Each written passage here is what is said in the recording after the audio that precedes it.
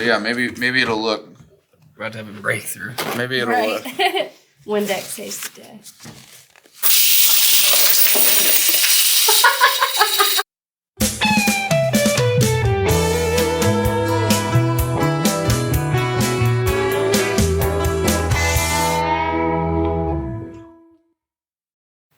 All right, we're here at Monster Coin Shop in Swannanoa, North Carolina with Robby and my daughter Angel. Welcome back. And she's going to do a little Morgan shopping. She saw my Morgan collection and she wants to get one going too. So I figured we'd stop in here and let Robby educate her a little bit. So flip that one over. It's got 8 tail feathers on it, as opposed to 7 tail feathers of all the ones going forward. And that, again, I think that was a die adjustment. When they were striking the coins, they made an adjustment to the die, and they moved forward with the 7 tail feathers. The 8 tail feather, 1878 8 tail feather, I think that's your OG Morgan. The first one that they ever struck. First one? Yep. First year, first mint, first variety. That's not the very first coin they actually struck, but the first year. Yeah. Right, that would be. If I had the first Morgan ever struck, Just wanted to clarify. people would be coming in here to just get a look at it. Yeah. $5 to look at it. Oh, man. More than that. That'd be honestly. something else. First Morgan minted in America. That would be awesome. So if her Okay. goal was to make a whole collection of every year and sell it later on in life, is it better to get all in the same grade, or can she just get whichever one speaks to her each time? What's going to give her the biggest return when she goes to sell? The biggest return is always going to come from the highest grade coins you can possibly buy. So you should buy the highest grade possible every time you're buying. But a lot of us who are not super rich can get priced out of that market. Yeah. Putting together an uncirculated set of Morgan dollars, I mean, I haven't added it up, but it would be a big number. This one's cool. Yeah, I like that a lot too. So that's a great coin. That 1886 out of New Orleans is a great coin. And here it is in our red book, right? And that coin, when it heads up in grade, when it gets nicer and nicer, the number starts exploding. I mean, check that out. 65 is $150,000. Wow. And that starts exploding. And so the reason that the grading services exist, a lot of people think that grading coins is a way to increase the value of the coins. And sometimes that happens. But actually why grading services exist is to settle disputes. If you had this coin and you wanted to sell it and it was close to mint state, but maybe AU, you've got an $1,100 difference. Right. So if you're the seller, you're going to want that $1,200 money. Right. And if I'm the buyer, I'm going to have to be cautious and I'm going to be in the 100 neighborhood. So that's when we send it off to the grading company. They have no skin in the game. They tell us what it is. And then we can make a transaction that's fair for both of us. But I like the 1886 O because I like those coins that really start to ramp. Okay. Decision time. Are those your finalists? I think so. Those your finalists? Did you? The final 3. No, I didn't even look. We got a whole You got to breeze through that. Oh. we got a whole mystery box over You here. got to breeze through the box. Okay.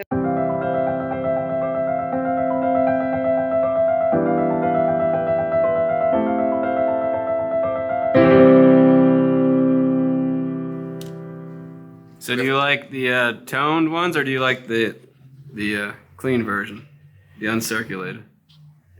I don't know. I kind of like the tone ones only because I feel like they've been through a little bit more in life, you know? I think the one thing that toning does, like you can find a lot of coins that look just like that coin, but when a coin takes on some toning, it makes it unique. No other coin has that toning.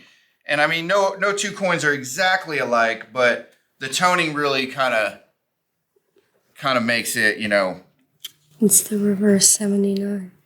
97. Nice. But they're both like that color. Yeah. I still think this one's cooler, only because it's that. So then when you reverse get thing. to a situation like that where they kind of look the same and start looking for the rarity. Say Well, this one's when it changed, so I would have to pick that one over the other one. I think. It all depends. You got to consult the great book, The great book. the red book. Well, this one is $3 more. Why is it only $3 more? Then which one? 63 and $60. Yeah, it's a difference in the dates, and there's a slight difference in the condition there. I'm pricing it. I want to have the best value for the collector that I could possibly have. So I consider the grade. Now these coins are raw. They're not graded. So grading is subjective. But if I look at this coin right here, it's not uncirculated. It's almost uncirculated. Coins are graded on a scale from 1 to 70. And after 60 is mint state. So if you're 60 or higher, you're an uncirculated coin. And I think That's so backwards. I think our guy right here is probably around an AU 55. You've got some mint luster remaining on there.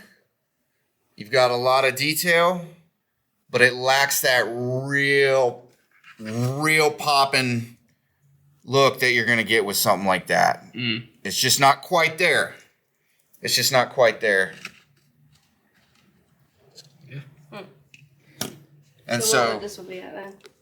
that is in the same neighborhood, which is probably Okay. why the prices, they're probably about similar in rarity and they're about similar in condition. I think this is a touch better. You might get a 58 on that.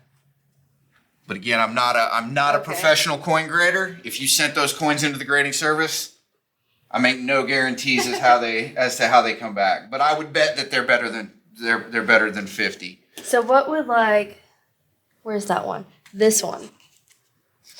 This one, to me, I'm like, looks a little busted, you know what I mean? Yeah. But it's $300.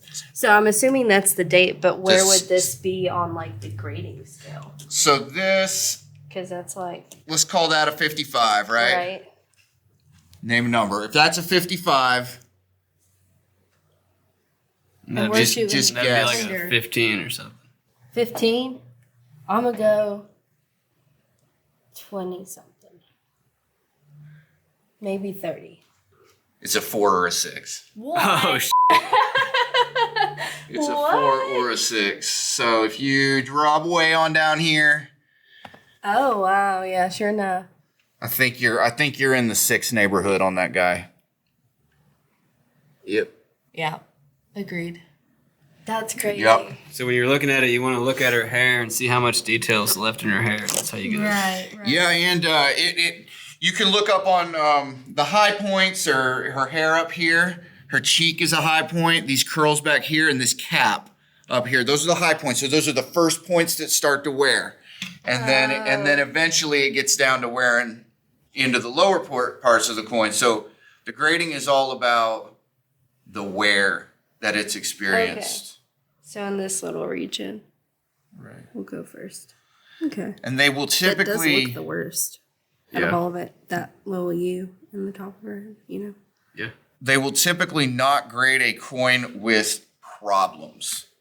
They will not straight grade it. So if this coin had been cleaned, they usually will not grade it 6 or 4. They will just say authentic but cleaned. It doesn't get a number. Interesting. Yeah, I'll show you. I'll grab one. That coin is not gradable. That piece dollar is not gradable. Oh, wow. So it has experienced Yeah. some sort of problem.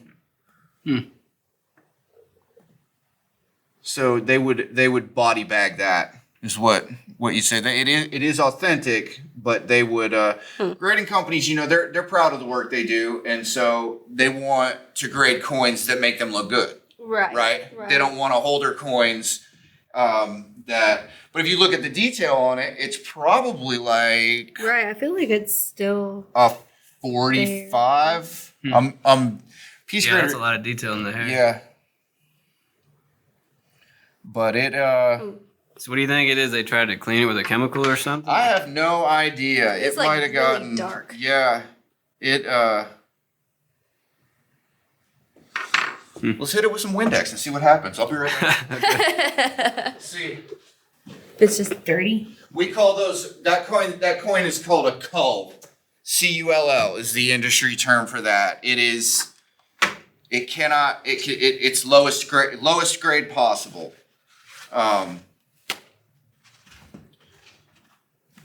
So yeah, maybe it'll look. We're about to have a breakthrough. Maybe it'll Right. look. Windex saves the day. This is never do this to a coin. What we're doing right now. We're just gonna see. So there's not much dirt coming off of it. There's not. So it's whatever reaction it's had, it has been permanently discolored. Could be a reaction to heat. I know when I took that Yeah. torch to the quarter the other day, that quarter turned brown on me. Did it? Yeah. Huh. But if somebody came in here and they thought that coin looked cool, Yeah. then that's the most important thing about the hobby. If you're buying coins that are making you happy, you're doing it right. Yeah. So some people actually try, like with the Lincoln Cents, it's a real popular thing to do. They put together a set of the worst looking coins they can possibly find. They put like the ugliest coins they can find. Put anything in a set and you could sell it, right? Yeah. I mean, If you got the market. Some of the coins, if they have experienced natural wear through their whole life, like see this one is an all natural coin. That's a 1. Wow. So there's no problems. All that wear is honest and natural. And that coin is actually, it's rare. If you had that coin graded in a 1 holder, you have a rare piece. huh. Nice. So some people do pay a premium for that stuff if it's that far on the other end. It's cool. Yeah. It's cool you can still obviously see it, but Mhm. no detail. Yep. Yep. Just outline. So what would you sell this one for right here? $32. Cool. Boom. 32. Magic 32. Back to the mortgage. Okay.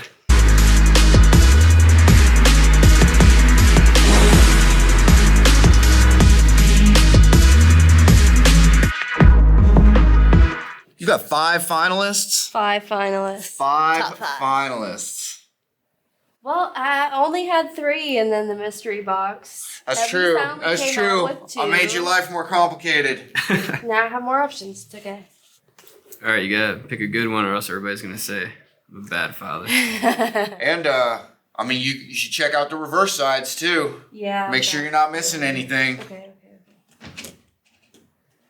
They've been coming at me sideways over that Scooby-Doo coin. That's funny. I'm like, what? Don't you guys get as Christmas? Yeah, He wanted a Scooby-Doo coin. he wanted that We Scooby-Doo grew coin. up watching Scooby-Doo. Me and Robbie That- were that- obsessed with Scooby-Doo. That's what he was saying. It brought him back. There's just a couple stackers out there who'd rather see me teaching them the hardcore stacking method. They're like, you let him pay $178 Uh-huh. for an ounce of silver? Okay. Hold on. Okay. I'm going to pick from the back and see which ones are left at the front. Because I like all the fronts, right? Right. So now I'm picking them from the So back. you're going based on looks. You're not worried about the date. Date's not really playing a role in this for you. You're going eye appeal to make your decision. Uniqueness, not rarity, right? So the date's not as relevant, right? This is the first time she's buying a Morgan, so it's a special moment. You gotta love the first one. Yeah, cherish my moment with me, okay? No hate. We're gonna cherish it, and then we're gonna start stacking hardcore next time. This is the Monster Coin Memories department. Cherished moments at Monster Coin. Some good ones, I feel like. They are good ones. Yeah. So here's your rarity with the O over O. The O. That's not an everyday coin, Right. right? If you are completing a book, if you're putting these in a book, usually they don't have a spot for the varieties. There's probably nothing in your book that says O over O. It's just going to be the 82O. So keep that in mind. Okay. You've got the final year. That's a good one. And then you've got the 79S reverse 79 with the reverse that carried the Morgan dollar through its life. So Now there's gonna be a spot for this one though, right? there should be a spot for that one. It will just say 79S and then the collector. Don't even worry about that book because I just bought the 2 books and Robby told me this the other day and I've been sitting at home thinking, you know what? I'll make my own book where it has every single one in it. Why? True. I'm not gonna live around this book. Let the book set the parameters. That's right. That's why I can't show you the VAM library. If you're Okay, now it's really tough. John, any input? I feel like they're all good. I mean, the over O is cool. The O over O's is really cool. If you were looking for something that's a little more unique, and that's definitely it. We got a winner. We got the winner. We've selected our winner. Double mint. 1882 00. Double O mint. over O. New Orleans. I told her, hey, I'm collecting all the O's, so maybe you want to start with something different like San Francisco. And what does she do? She gets 2 O's. 2 O's. Don't ever tell her what to do. The San Francisco was close, okay? It really was, but the double O is really cool. I think you made the right choice. I'm jealous already. I'll let you hold it every now and again. Thank you. Just hold it. No even looking. Just holding. So we've kicked off your Morgan collection Yeah. with an 1882 O over O. Well, she's got that fancy Morgan, but this is the first one she bought. This is for the date set. Yep. Make a spot for it. Just add an extra page. So that's the one. That's the one. Let's get you rung up. All right. We've got $50 on that coin. All right. You take pocket change? It's money. Money's money? I do take change here. Okay, hold on. We do take change. It's the proudest moment of my life. Really second there. Hold on.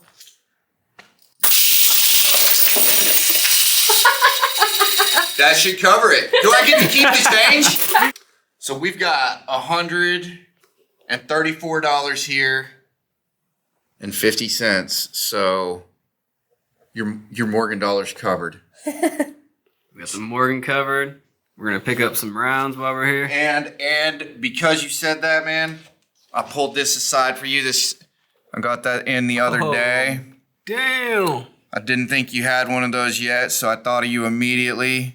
And that's a 1984 Engelhard Prospector round, 1984 vintage Engelhard Prospector round. Thank you very much, Robby. This is. I definitely don't have one of these, and I've definitely been looking for them. I'm a little speechless while I'm looking at it. Thank you very much. Absolutely. There's some really cool ones where he has a little gold nugget in his pan. They're hard to find. That's interesting. Cool. Yep. Is it gilded or is it just like a silver? It's a real little gold nugget. Really? Yep. They mashed into this little pan and somehow attached it to the the coin. I don't know if Engelhard did that or if it was like an aftermarket. Some people bought the prospectors and modified them, but That's cool. But they're out there. We're gonna find out. Maybe I'll go home and drip a little gold on there. Here you Drip go. a little gold on there. He's got the gold flakes. Well, thanks a lot, man. Absolutely. We'll see you next time. Always a pleasure hanging out with you guys. Good to see you again, Robby. You too, Angel. I'll be around.